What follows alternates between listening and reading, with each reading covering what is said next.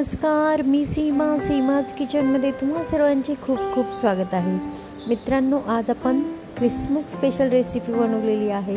ती म्हणजे अगदी हेल्दी, त्याचबरोबर सर्वांनाच आवडेल असा क्रिसमसचा स्पेशल प्लम केक. या प्लम केकमध्ये आपण ना साखरेचा वापर केलेला आहे ना मैद्याचा वापर केलेला आहे. अगदी सर्वांना आवडेल अशी रेसिपी आहे. लहान मुलांपासून ते अगदी वयोवृद्ध लोकांपर्यंत केक कोणीच असं नाही म्हणणार नाही अशी रेसिपी असणार आहे. आणि हेल्दी एकदम असल्यामुळे अगदी कोणीही आणि कितीही खाल्ला तरी काही फरक पडणार नाही. आणि घरच्या साहित्यातून सर्व बनवलेलं आहे. तुम्हाला आवडेल त्या ड्रायफ्रूट्स या फ्रूट्स तुम्ही याच्यामध्ये घालू शकता. प्रमाण देखील अगदी व्यवस्थित तुम्ही पहा आणि अशा पद्धतीने करून पहा. जर रेसिपी तुम्हाला खरंच आवडली तर व्हिडिओला नक्की लाईक करा, जास्तीत जास्त शेअर करा आणि चॅनलवर नवीन असाल तर सबस्क्राईब करायला विसरू नका. चला तर मग आता आपण आपल्या रेसिपीकडे वळूया. रेसिपीला काय काय लागणार आहे ते आता आपण साहित्य पाहून घेऊया. इथे आपण खजूर घेतलेत, बदाम, काजू, टूटी फ्रूटी आहे, चेरी आहे, काळे मनुके आहेत आणि साधे आपले जे मनुके असतात ते सुद्धा आहेत. हे प्रत्येकी 1/4 कप आहेत मोजले तर, आणि टेबलस्पूननी जर मोजले तर 3 टेबलस्पून आहेत. आता हे आपल्याला काय करायचं आहे, सर्व काही मी मनुके वगैरे तसेच ठेवलेले आहेत, टूटी फ्रूटी वगैरे तशीच ठेवलेली आहे. चेरी आहे ती थोडीशी कापून घेतलेली आहे आणि खजूर जे आहे ते देखील मी कापून घेतलेले आहे. आता हे सर्व एकत्र एका बाउलमध्ये घालून घेतलेलं आहे आणि याच्यामध्ये आपण अर्धा कप संत्र्याचा ज्यूस आहे तो आपण याच्यामध्ये घालून एक ते 1.5 तास असंच भिजवून ठेवूया. म्हणजे हे जे सुके मेवे आहेत ते पूर्णपणे भिजले जातील. या केकमध्ये आपण साखरेऐवजी गुळाचा वापर केलेला आहे. पावडर गूळ वापरलेली आहे. अर्धा कप गूळ आहे प्लस 1 टेबलस्पून गूळ पावडर, असं म्हणजे अर्धा कप प्लस 1 टेबलस्पून याचं प्रमाण आहे. आणि याच्यामध्ये आपण 1/4 कप थोडंसं कोमट असं पाणी घालून आपण याचं पूर्णपणे गूळ वितळवून घेऊया.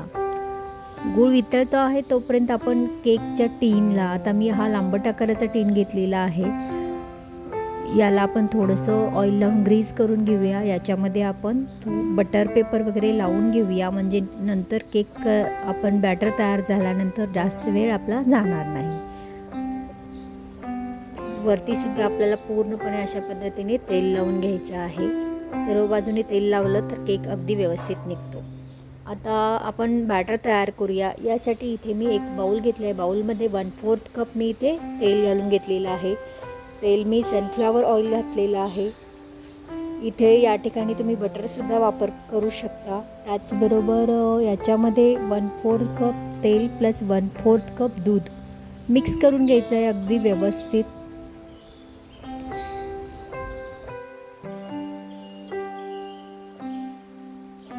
तसेच आता आपण गूळसुद्धा वितळवून घेतलेला आहे.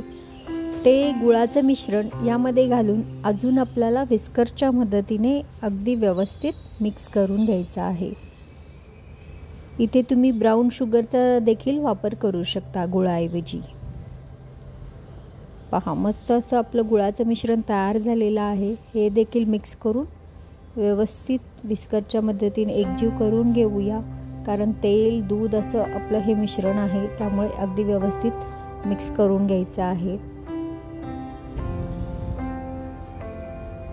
आता हे आपण थोडा वेळ साईडला ठेवून देऊया. आणि याच्यामध्येच आपण आता इथे 1 कप गव्हाचे पीठ घेतलेले आहे. या ठिकाणी तुम्हाला जर हवा असेल तर मैदासुद्धा वापरू शकता, पण आपण इथे हेल्दी केक बनवण्यासाठी इथे गव्हाचा वापर केलेला आहे. 1 कप प्लस 1 टेबलस्पून असं आपण गव्हाच्या पिठाचं प्रमाण घेतलेलं आहे. तसेच 1 टीस्पून बेकिंग पावडर आहे आणि अर्धा टीस्पून बेकिंग सोडा आपण इथे वापरलेला आहे. हे सर्व साहित्य आता आपल्याला चाळून घ्यायचं आहे. याच्यामध्ये हा आपण प्लम केक करत असल्यामुळे याच्यामध्ये अजून थोड्या पावडर आपण मिक्स करणार आहोत. इथे मी 1 टीस्पून दालचिनी पावडर घेतलेली आहे. ही अशा पद्धतीने दालचिनी पावडर मार्केटमध्ये मिळते, ती सुद्धा वापरू शकता किंवा घरच्या घरी तुम्ही थोडी मिक्सरवर जरी फिरवून घेतली तरी सुद्धा चालेल. त्याचबरोबर अर्धा टीस्पून इथे मी सुंठ, वेलची अशी पावडर मी बनवून ठेवलेली होती, ती पावडर मी अर्धा टीस्पून इथे वापरलेली आहे. शक्यतो प्लम केकमध्ये नॉर्मली ख्रिश्चन लोकांमध्ये जास्त करून रमचा वापर केला जातो. इथे आपण बऱ्याच जणांना रमचा केक आवडत नाही, थोडासा त्याला कडवटपणा येतो, म्हणून इथे आपण संत्र्याच्या रसाचा वापर केलेला आहे. त्याचबरोबर हा पूर्णपणे व्हेज केक असणार आहे, कारण इथे तुम्ही पाहिलेच आहे इथे आपण अंड्याचा वापर अजिबात केलेला नाही. पूर्णपणे एगलेस केक हा आपला तयार होणार आहे. आता हे मिश्रण जे आपण सर्व चाळून घेतलेलं आहे ते व्यवस्थित अगदी हलक्या हाताने मिक्स करून घ्यायचं आहे. जास्त प्रमाणात असं ज्या पद्धतीने आपण फेटतो पीठ त्या पद्धतीने अजिबात फेटून घ्यायचं नाही, अगदीच हलक्या हाताने आपल्याला व्यवस्थित मिक्स करून घ्यायचं आहे. Cut and fold he method वापरून आपल्याला हे मिक्स करून घ्यायचे आहे.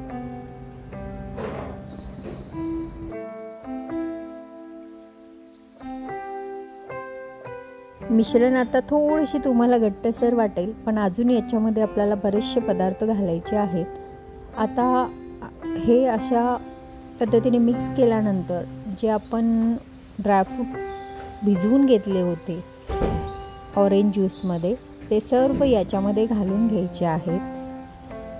मस्त असा फ्लेवर आपला तयार होणार आहे प्लम केकचा.